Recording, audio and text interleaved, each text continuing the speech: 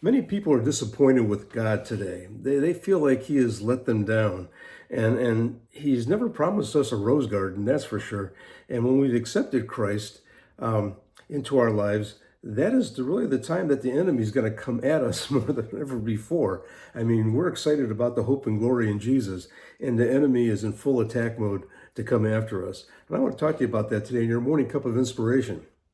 See, after Jesus' crucifixion, two of his disciples were leaving Jerusalem, and they were distraught. I mean, they were just devastated as to what had just happened and had taken place. And in their minds, the Jesus era was over. This just goes to show you that people they may think they're watching or that they're listening and they're seeing, but they're just caught up in the pomp and circumstance of things around them, and they're not really getting the whole story.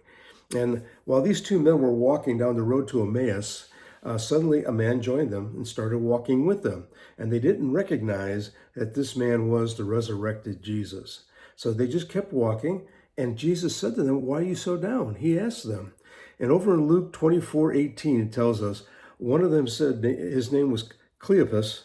He asked him, "Are you the only one visiting Jerusalem who does not know the things that have happened there in these days?" So Jesus asked them to tell him about it, still not recognizing him as they were telling him what had happened back there. Jesus, he came up to them. He rebuked them. He said over in Luke 24:25 through 28, "How foolish you are, and how slow to believe that the prophets have spoken. Did not the Messiah have to suffer these things and then enter his glory?" And beginning with Moses and all the prophets, he explained to them what was said in all the scriptures concerning himself. As they approached the village in which they were going, Jesus continued on as he was going further. So he rebuked them, and he was just going to move on. Then he wanted to let them know that it's in the scriptures. It's there. You have nothing. You have nothing to be down about. It already tells you what's going to happen. So as they were going a little further, Jesus was going to go on, and the disciples invited him to stay the night there. And it was only when they sat down to eat that Jesus, he blessed the bread. And when he broke it to give it to them, they realized who he was. And then he disappeared.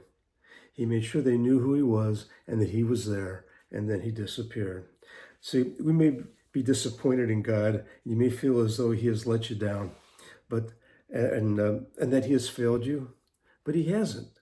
And he uses his word to bring us back in there, to give us spiritual life again.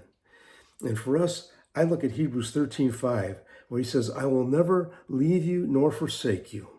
He will never leave us or forsake us. That's one verse that I could take to the bank, and you can too.